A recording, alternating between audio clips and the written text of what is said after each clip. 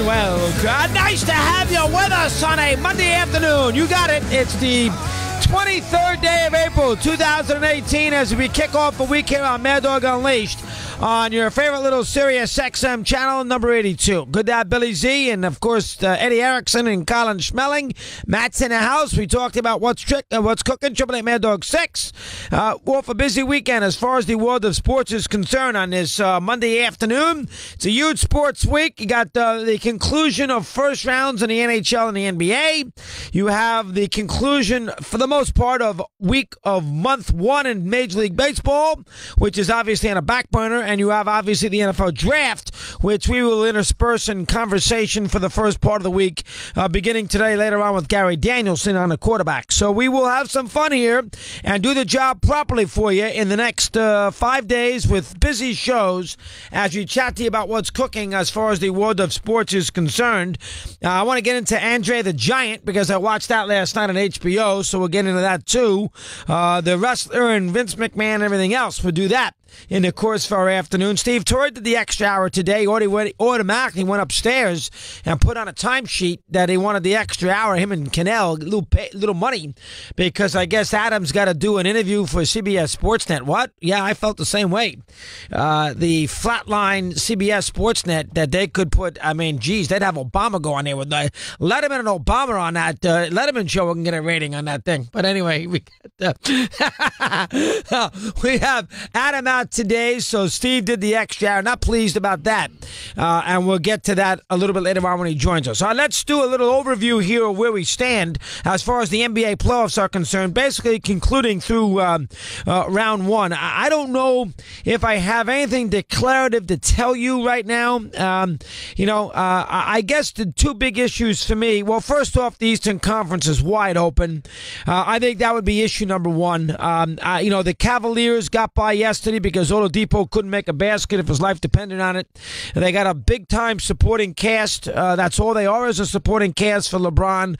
LeBron can't do everything by himself. The idea that the Cavaliers blew a 17-point lead in Game 3 and lost with Bogdanovic making 7 threes was startling enough. The fact they almost did it again, where they had a huge lead last night, a 16-point lead, and almost lost, I think tells you there might be a shelf life with the Cavaliers in the East and or in the NBA final. The NBA is going to have a very difficult time trying to convince anybody who knows anything about basketball that there's a team in the East that can be competitive with either Golden State or Houston, for the most part, in the final. I'm not going to believe it. You're never going to convince me that any of these teams in the Eastern Conference is going to be competitive in an NBA final. If anything, that might lead directly to a reseeding of a Final Four, which is probably not a bad idea, just to make sure your two top teams can play in a championship round, because the East, Celtics are all banged up. They're missing two huge players.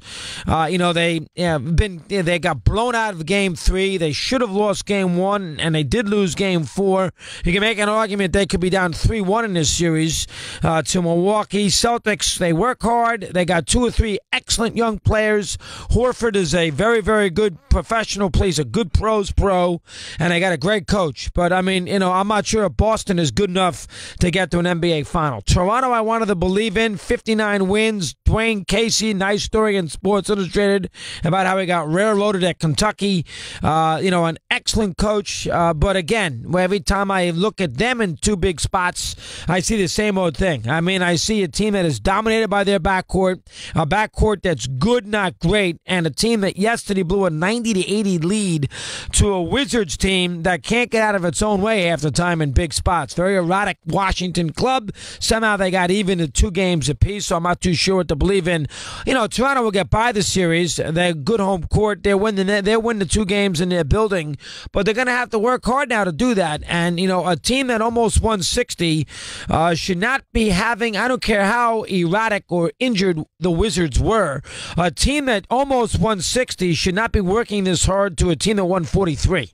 And that is exactly what the Raptors are going to have to do now from here on in as far as the Eastern Conference is concerned. Then Cleveland, of course, listen, Indiana, their best player is Oladipo. He's a very good number 3 guy on an excellent team, is what it comes down to. He's not a number 1 on Indiana. He has to be. He is not a number 2. He would not be a number 2 guy in a big-time team. He would not be the number 2 guy to Houston with Paul. He would not be the 2 guy, obviously, in Golden State with Curry.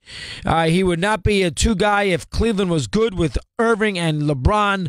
He's a number 3. And with Indiana, he's a number 1. And nights that he can't throw the ball in the ocean off a boat, like last night when I believe he was 4 for 20, I can look it up, is all you need to know about this Indiana team that, really could have won last night. I mean, obviously, J.R. Smith made a 70-foot or 60-foot heave at the end of the half, which is a huge 3 points. And then, of course, Korver made 2 big threes in transition. The first one and the other one off a set play in the second half late, which was enough to get them by an Indiana team that didn't have had a lot of trouble putting the ball in the ocean, and then maybe got a bad call on a Dwayne Stevenson tie-up in the last 9 seconds, which could have cost them a chance to tie the game. Anyway, to make a long story short, Cleveland is 2-2 with the Pacers. I would not guarantee Cleveland getting home. I would think that they would split the next 2. And even if the Cavs lost Game 5, I would not rule them out winning Game 6. I would not rule that out by any stretch. I think that's a 7th game. That will be next Sunday, and I do think that is a 7th game. And so in the East, if I give you Toronto, Cleveland, and the Celtics all are tarnished, Milwaukee's not winning the Eastern Conference. I don't think they're going to win this series. Indiana, I don't think is winning the Eastern Conference. I'm not sure if they're going to win this series. Washington is not winning the Eastern Conference. We know that. And Miami is not going to win the Eastern Conference, which then leaves us to Philly. And Philly is a team that, I'm not too sure if they're a year away, but Philadelphia with Embiid has a chance.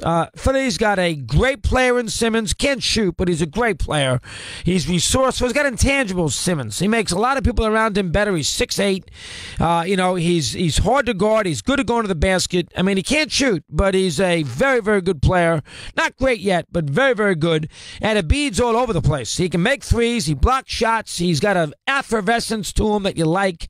He can make his free throws. I mean, there's a lot to like about Embiid. And with him and with Simmons, they could go to the NBA final. Now, they're going to get blown out if they did, but they could go to the NBA final. They're that dangerous. They beat Miami. Boston is banged up. Who knows? And who comes out of Toronto, Cleveland, Indiana, and the Wizards? That would be the other side of that East bracket. I mean, I would not be shocked if at the beginning of June we see Philadelphia in the NBA final. Now, they'll lose, but I would not be shocked. That team will win a championship the way they're built. They got the 2 big stars who will do nothing but get better. They're resourceful with the 5 or 6 other players. None of them are great, but the Ilyasova, Covington, Redick, Saric, I mean, they have enough other guys that if 2 of them are on, they can be a pain in the neck if Embiid and Simmons are good. But those 2 guys, I mean, Philadelphia right now is where there's any sex appeal in the Eastern Conference. So, I mean, that's the East, and that's the roundabout way of explaining. I have no idea who is going to play in an NBA final out of that conference. I like to think Philadelphia, they're the only team that's 3-1 up. I'd like to think them, but again, who knows? They could have that bad game in a big spot, which would cost them a series against a more seasoned team. It's not. I don't know who that seasoned team might be, though. Boston again they got a young team right now, and they're beleaguered with injury, and obviously Cleveland, Indiana, Wizards, and Toronto. Toronto's got to get by Cleveland first and vice versa, and that might be a long series if, in fact, they advance out of this first round. I'd expect Toronto 2. Cleveland's a crapshoot. As far as the West goes, I don't know what to read into it. Here's the big picture I'd have in the West if it was me, and that would be New Orleans. I mean, how dangerous right now are the Pelicans? That's the way I would read the Western Conference playoffs right now. I'm not going to make a big deal about Golden State losing Game 4. That was a Ginobili game. The Spurs showed you some energy and some juice.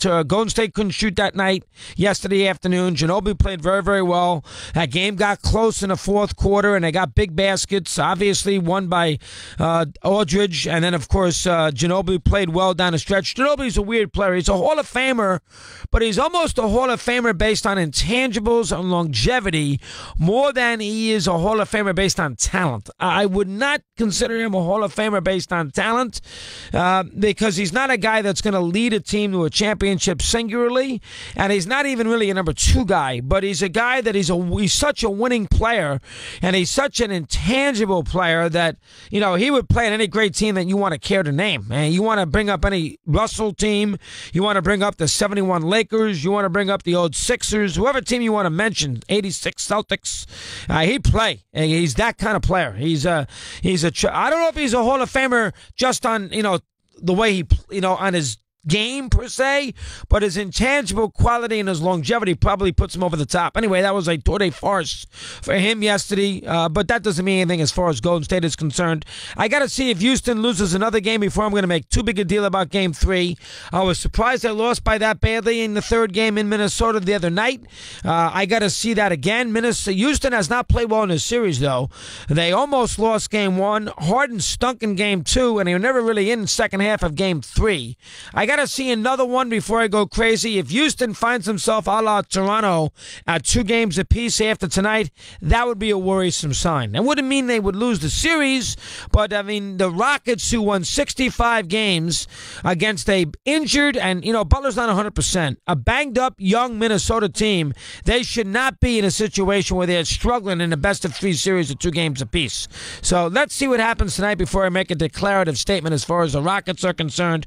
You know what I feel about Golden State? You know, Oklahoma City, Utah, OKC has been off all year. They've been, that's a strange team.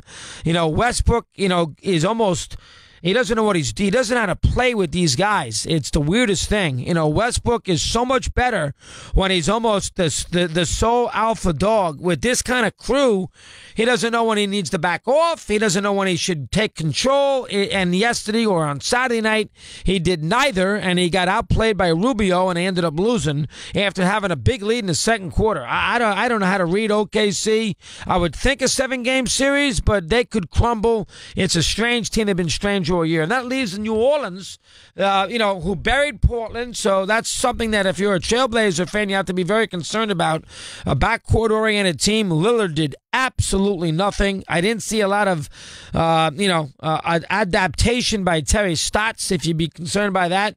They took those guards away, you know, the first 3 games of the series, you know, and they didn't really adapt early. They did have a better game in Game 4, but by that time the game was, you know, the horse was out of the barn by that time. So I'm not quite sure how to read Stotts's, you know, adjustments, quote unquote, in that spot. But New Orleans is a team now that I think they're like Philly in a lot of ways. You know, New Orleans is a team that, you know, under the right circumstances, I would not be shocked if they really gave Golden State a major tussle. I mean, Anthony Davis is the 3rd best player in the NBA. I'd take him over Harden tomorrow. Durant and LeBron, and then him. I mean, to me, there's not even a debate. He's got a lot of injuries, but I mean, if you didn't see that second half the other day, he had 33 in the second half. He had an incredible series. He had 47 for the game. He shoots threes. He blocks shots. He plays at both ends. This is a guy who dominated the championship game in college. He scored 5 points. I mean, you know what he's got? It's the weirdest thing. He's Bill Russell who can score. I mean, that's what he is. He's Bill Russell who can score. I mean, he is so good. Now, again, he's hurt a lot. I get that. But, you know, they got an excellent backcourt. We all know how good Rondo is when he's into it. You know about Holiday's had a hell of a year. You know, Murkic is a guy that's a pain in the neck. You know, they're even getting a little something out of the kid from Purdue, Eton Walk, whatever his name is. What's his name? Who's playing well, and they had just toyed with Portland. You know, Game 4 was a good game, but they toyed with Portland in that series. New Orleans right now is a team that I would be very concerned about if I were. Now, listen, you got to figure Golden State will beat them, but I would be surprised if New Orleans doesn't win a game or 2 in that series. I really would be surprised. New Orleans beat them last week of the season. You want to tell me the game meant nothing? I watched Golden State Durant had 38 that night, and Golden State played their asses off, and they got beat in the fourth quarter at home. New Orleans is a team right now that can play with anybody in the NBA with that guy playing. With that backcourt and Davis, they can play with anybody. So the storyline that I got over the weekend in the NBA, it's twofold. I watched a lot of the games. I was on top of all the, I didn't see a lot of the, there was one game I missed. I saw the fourth quarter of Philly on Saturday. I saw a large part of New Orleans. I did not see the Minnesota-Houston game. That's the one game I missed. I did see most of the OKC game. Yesterday I saw the last 17 minutes of the Celtics. I saw a second half of Golden State. I saw a second half of the Wizards, and I saw most of the Cleveland game. I got a taste of every team, and I'm telling you right now, my two themes are what I just told you. New Orleans, very dangerous, and you put about 20 teams in a hat. You tell me who comes out of the East. 18 after the hour, we continue. Mad Dog Unleashed.